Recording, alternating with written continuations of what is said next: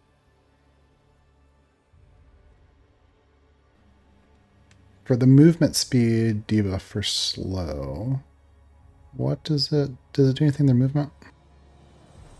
Their movement speed is halved. Oh no. That's so slow. Yeah. But he gets to make a wisdom saving throw.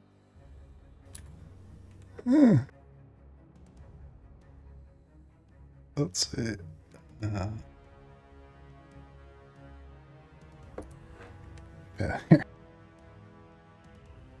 Right. Ava, your turn. Yeah. Ava just moves up a little to be better centrally positioned with her friends, and is going to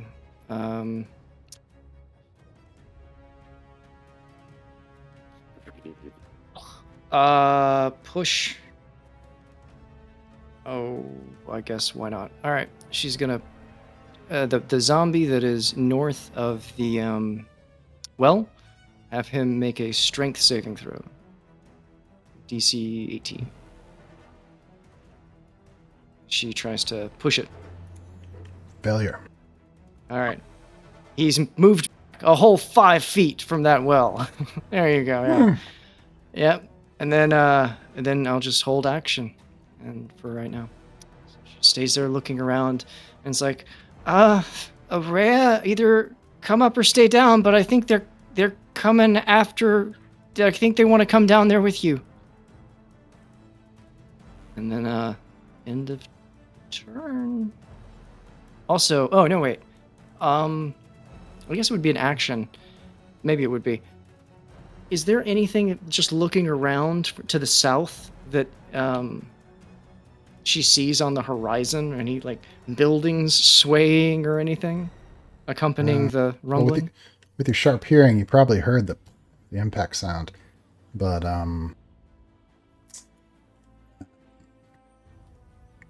yeah, I think with all the smoke and debris from the earthquake, there's you can't see real far. Okay, sounds good. Yeah, holding her action for now. End of turn. Well, just when you're thinking that, from the south you hear a another one poof, comes leaping over one of the buildings. Comes pre-bloodied. And slowed and baned. This is amazing. Perfect. They're like twins. If we hit one of them, the other one actually feels it. So Salander, yeah, you see another one of the giant builders come leaping over a building, kind of smashing through the top of it, landing in the street. Bits of debris go flying.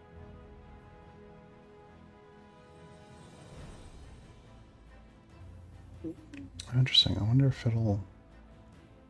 Hopefully it'll let me roll initiative for this separately. Okay, well, maybe it wasn't fine. Let me make sure they're both in.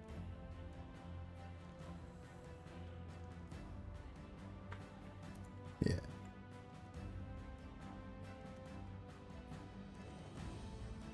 It's funny that they still rolled the same anyway. Twinsies. Boo.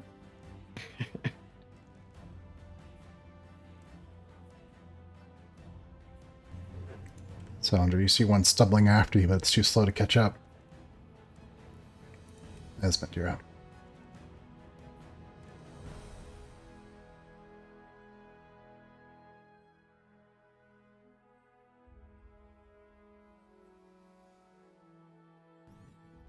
You know what? Let's not make it let's make it lumberjack.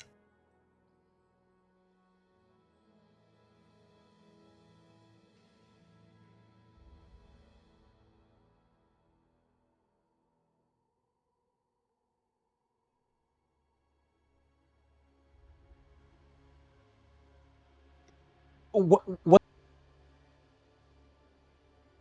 Okay.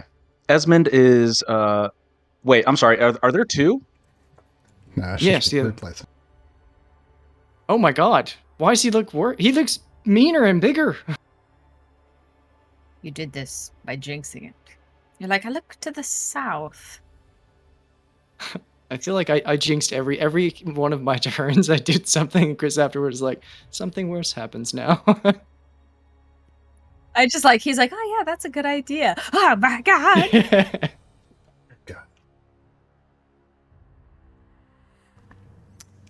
Yeah, but Esmond, and now a giant undead lumberjack has come leaping out of the dust and debris through the air, smashing through the northern part of the top of this building and landing in the street. And he, like the builder, covered in those black runes carved into his flesh, bulging with muscle, much larger. All right, I got a fucked up thing to try. Seeing this giant thing literally appear, fall from the sky, Esmond is going to, and seeing the other undead creatures behind him, Esmond is going to step to the east a little bit and kind of reorient himself. As he does, he is going to turn and point his wand at the giant undead creature. And as he does, he's going to cast Shocking Grasp. However, unlike with his usual Shocking Grasp, the energy is going to build and travel through his arm as it usually does. Instead of releasing his hand, it's going to travel along the metal that makes up his wand and coalesce and hold at the end of it. And as it does, as it holds, sparks of lightning begin to arc from the small mote of energy bleeding from the end of his wand. And Esmond has to grasp the wand with both his hands and reset his footing so that he doesn't lose his balance as the lightning begins to arc across the ground around him. As he draws a circle, it's made erratically of lightning to try and focus in all this power that's building at in the end of his wand. As he finishes it, he quickly reorients and points the wand at the giant monster and releases lightning bolts. Nice.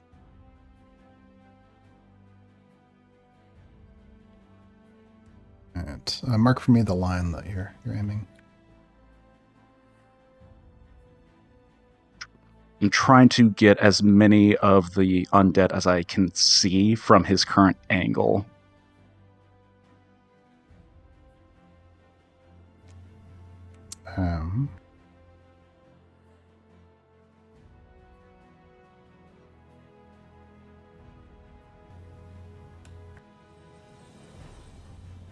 So I will say it's possible to get the two that are down here that are kind of on the right side, along with the one in the middle and the big guy, but there's no way to get that third one without hitting Cyphered. That's perfectly fine. All right, you're hitting Cyphered. Yeah. Wait, it's hitting Cyphered? No, I don't want it to hit Cyphered. She's dexterous. She'll be fine. Bunnies and lightning, everybody knows. She's got hops. Yeah, her Then fur's you a, get to explain. her fur's a what's the opposite word of a conductor? An Insulator. insulator. Yeah. Yeah, so you can avoid that last one. You'll be okay. All right. Sounds like some saving throws. Yes, DC 17 Dex save. All right, we'll go top down, left, right. Big guy first.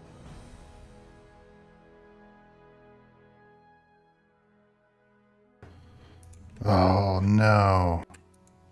Oh no. As that lightning bolt arcs out at you, he just sticks his big what's We can use destiny points to reroll that, right? Or to make him roll it. you could. Yeah, I'm going to. I didn't want to, but I'm going to. Yeah, re-roll that. Natural 20, Wait. please.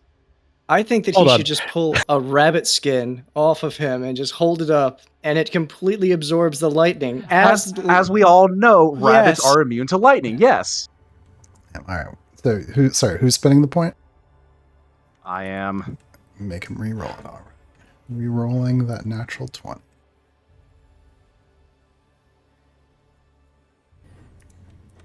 Still a 19.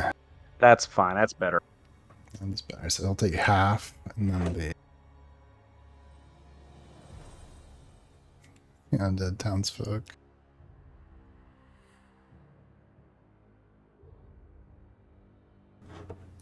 Failure.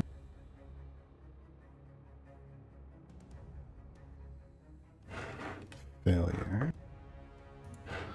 This one's going to have advantage because he's pretty hidden by that wall. Haha.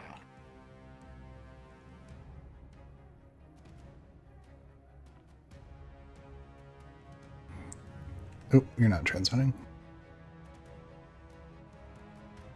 So that I'm not going to make that that other natural 20 reroll. Screw that. Sure. So 36 lightning damage to anyone that fails, and 18 that succeed. Oh, that's why I didn't probably even actually need to roll the saves for some of those. The zombies all get vaporized. So it hits.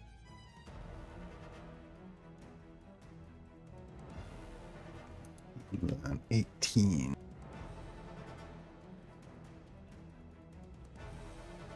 Yeah, lightning arcs along the lumberjack's body, staggers a bit, and you see some smoke curling upward, and then he whips his head around to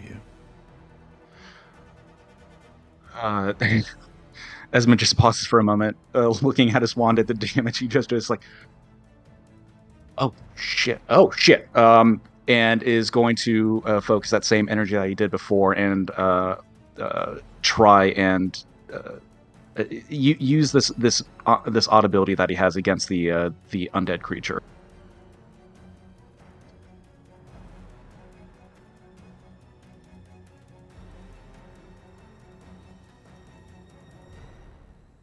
DC 17 Wisdom save.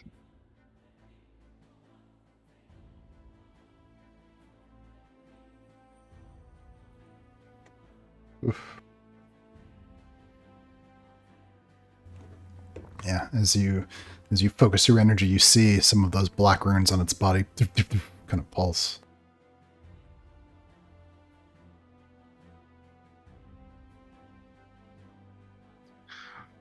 Okay. And Esmond is just going to run his remaining 25 feet north, trying to get away from this creature, and Typhon will go full defense, having received no instructions.